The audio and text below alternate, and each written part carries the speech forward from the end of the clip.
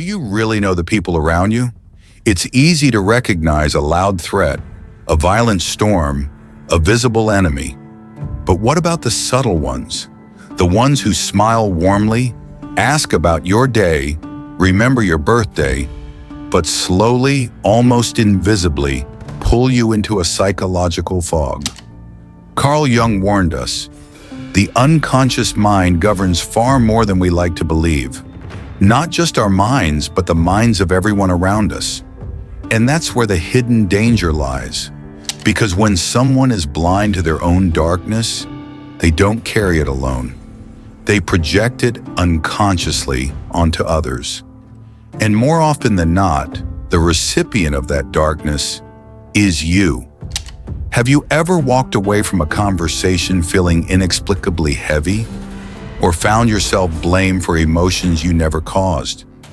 Or felt like you're cleaning up emotional messes that aren't even yours?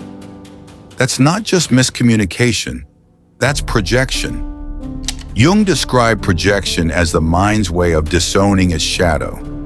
Everything we deny in ourselves, we try to find in others. It's a defense, but it turns the other person into something they are not, a scapegoat, a savior, a villain. And the most frightening part, you might not even realize it's happening. You think you're being supportive. You think you're helping. But what's really happening is psychic absorption.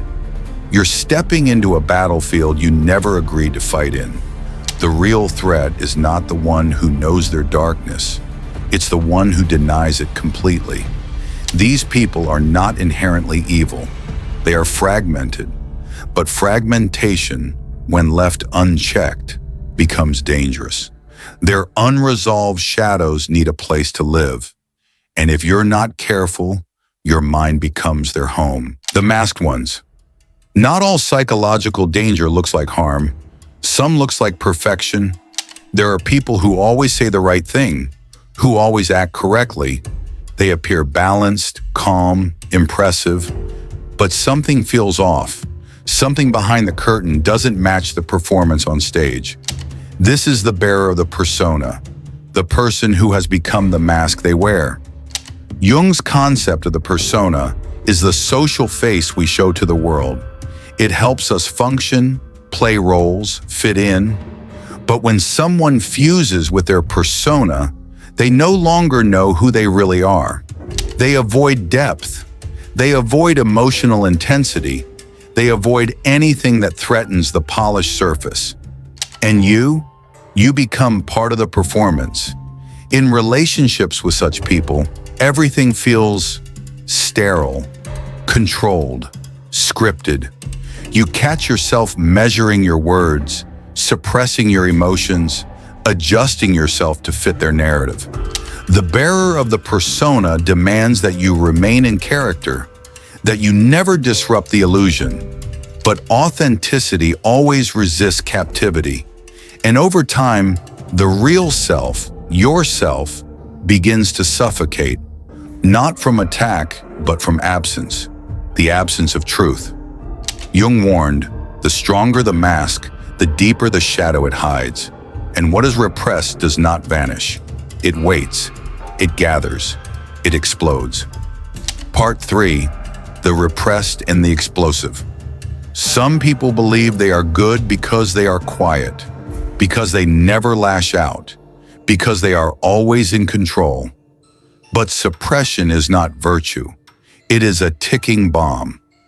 The owner of the repressed shadow is someone who pushes all unacceptable emotions down into the basement of the psyche. Anger, jealousy, lust, ambition. They deny it all. And they judge those who don't.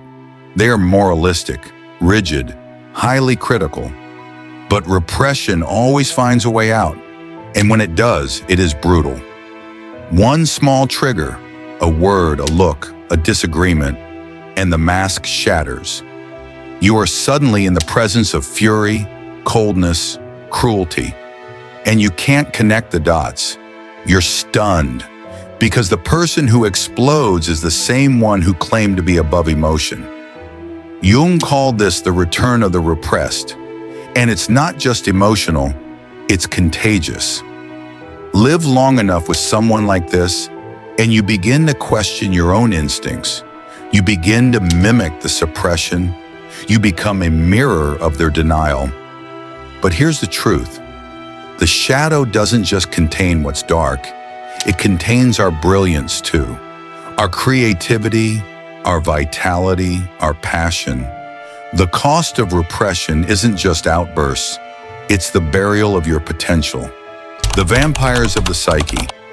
Some people won't hurt you with insults or anger. They'll hurt you by draining you. The psychic vampire is not loud. They are needy, sweet, dependent. They seem like they need help, like they need you. And in the beginning, it feels good to give. But soon you realize you're always giving. You're always the one listening, comforting, solving, sacrificing. And when you try to pull away, to rest, to set a boundary, you're met with guilt, tears, manipulation dressed as love. Jung described this as the loss of self in a symbiotic relationship. The line between where you end and they begin disappears. You are no longer a person, you are fuel. And still, you stay. Because you remember the good moments, the laughter, the closeness. But over time, you grow smaller, tired. Number. The vampire doesn't take everything all at once. They take it drop by drop, until you wake up and wonder what happened to your joy, your identity, your life. But here's the revelation. None of us is innocent. At some point, we've all been bearers of persona, repressors, projectors, vampires. This is not a video to judge. It is a mirror. The first step out of the unconscious jungle is not to point fingers. It is to recognize the landscape within. So ask yourself, whose shadow are you carrying? Whose mask have you believed? And most importantly, what part of yourself have you abandoned to survive? Because the most dangerous people may not be the others. They may be the parts of ourselves we refuse to see. Thank you for watching. And if you made it to the end, you're not just a viewer, you're a seeker. Keep seeking, keep seeing, until the shadow becomes light.